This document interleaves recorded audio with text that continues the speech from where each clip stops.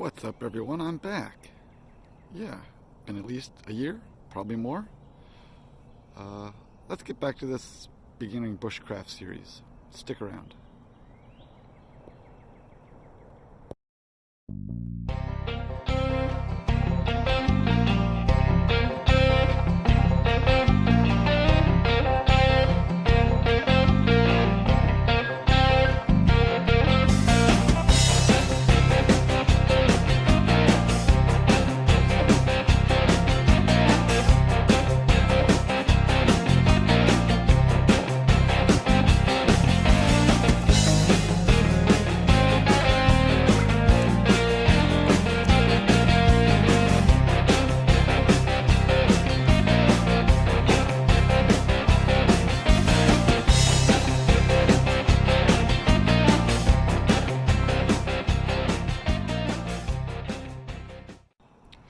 What's up, YouTube?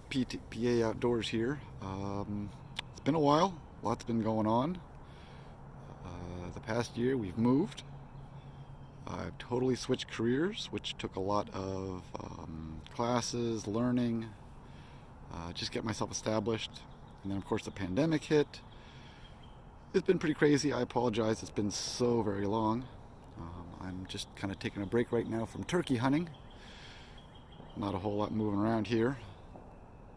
You might hear some shooting off in the background. There's a range not too far from here, and a pretty major road not that far also, so you probably hear some traffic in the background as well. So let's get back at this. Part 3 of Bushcraft for Beginners, and I told you this was going to be where do I go to practice this stuff. And just through my experiences and doing a lot of research, there's obviously just two options: private land, public land.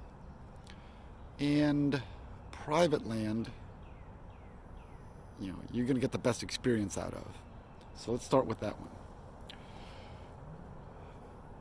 The easiest thing to do would be to, if you know someone who has land, ask them if you can use theirs. If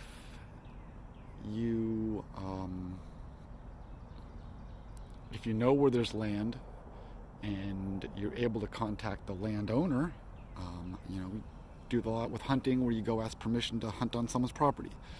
Same kind of deal.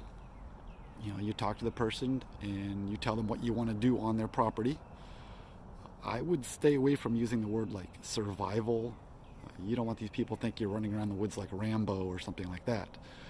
I typically would just stick with, wilderness camping. Bushcraft, most people don't know what that means. Then you have to go through the whole ordeal of explaining what it is. Wilderness camping, primitive camping, those sorts of things are what, would garner the best reception from them. And just be upfront. Tell them what you want to do on their property. Whether you're going to hang a hammock, put up a tarp, put up a tent. If you want to build some sort of natural shelter, I would explain that to them. What it might look like. You're going to need to, cut some wood and work out those details. They may tell you, well, that's fine. Just don't cut any live trees. Okay, you work around that. You use dead standing, deadfall. I would explain to them, unless they're open to it, I would explain, you're not going to hunt any game, you're not going to take any of their game animals. Because if they're a hunter, they want that for themselves or their buddies or whatever. Obviously tell them you're going to pack out all of your trash. I would assume that's most landowners' concern when they're letting strangers come onto their land, is that you're just going to leave it a mess. You're going to leave bottles and bags and plates and whatever trash on their property. So that would be one of the first things I would tell them. You're going to pack out all of your trash. Campfires. That can usually be another issue. People don't want you burning down their woods, their property. So you talk to them about that. What you're going to do to keep the fire contained. That you're going to have water on hand to extinguish the fire. And remember, you're the one asking to use the land, so you're going to have to make some concessions. If they don't want any sort of open fire, grab your phone, show them a picture of, if you have a wood stove, or, a small camping wood stove or something like that. Show, hey, I want to use this because I really, I need to cook some food. I need some sort of way of cooking my food. Is this acceptable? Obviously, explain how long you're going to be there. Work out the details. Whether it's going to be, just an overnight, a couple of, a weekend, something like that. And just be obviously as polite and as I don't know what the word I'm looking for is. Just be prepared to, make some concessions and, work with them, and hopefully they'll work with you. The worst thing they can say is no, and then you move on. Another option is leasing a piece of property. There's lots of websites and an app. I have the app and I can't. Outdoor Access, I think, is the name of the app that I use, where there's constantly properties available for leasing. You can lease them for 24 hours. You can lease them for a week, a month. The properties list how big the property is and what uses the property is intended for, whether it be hunting, fishing, camping, hiking. And some of them aren't that expensive. It might be, $20 for a day, which, for an overnight. If those are your few options, that's not unreasonable, I guess. Some of them are long-term lease. You lease them for hunting for a month, for an entire hunting season, whatever the case may be. But that's an option. Your next option would be public lands, and this is usually the most restrictive. So I'm going to stick with Pennsylvania because that's what I know. Your options are federal land, national parks, national forest. These usually all have some sort of primitive campgrounds or primitive camping spots where through hikers can stop, set up camp for the night, and then continue on the next day. They're usually pretty open as far as restrictions go. Some have campfire rings, some don't, but they have specified campfire areas. Usually as far as wood, no cutting of live trees. You're gonna be cutting dead standing, deadfall. And don't make any kind of, and this goes as far as private land too. You're not going to be making any semi-permanent structures. This is going to be something that you're going to put up, use, and then take down.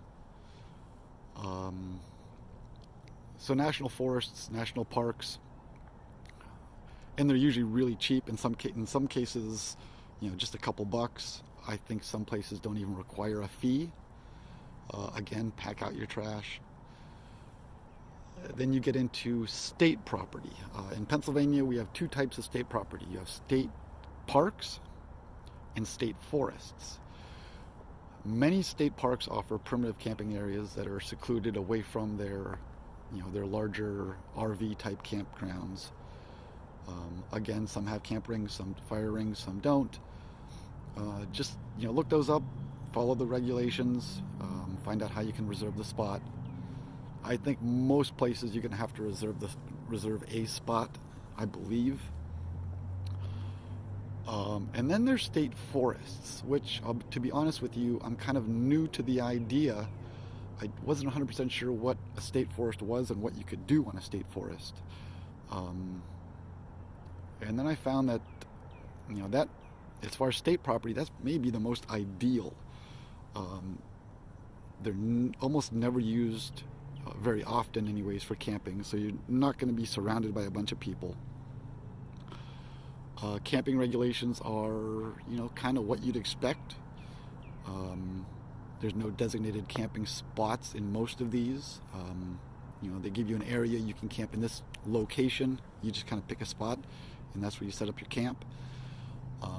Most state forests are primarily used for logging income for the state. So they may or may not be currently logged at the time that you're going to be there. Active cutting happening. So just be aware of stuff like that. So I think that really covers, you know, the options. Just do some research. Like I said, Pennsylvania, definitely look into state forests. There's lots of them. You know, they're broken into like logging or forest management units. Just do some, you know, just do a bunch of Google searches. You know, call some places, find out, you know, guidelines and those sorts of things.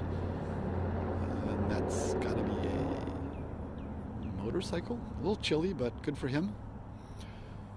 Nope, it was a pickup truck. My bad. Anyways, so that's really what I've got for you. Sorry it's been so long. I do have some videos coming up. Well, the shade has got me all blocked out. That's all right. Got to get back, do some hunting here. Hopefully I can get some movement going on or hear some calls. About the only thing I've been able to attract are the crows, but that's okay. Where there's crows, there's usually turkey. Let's see, back on topic. Anything else? You know, not really. When it comes to private land, just be respectful. It is their property. You're the one asking for permission, so be prepared to make concessions. That's the word I was looking for, concessions.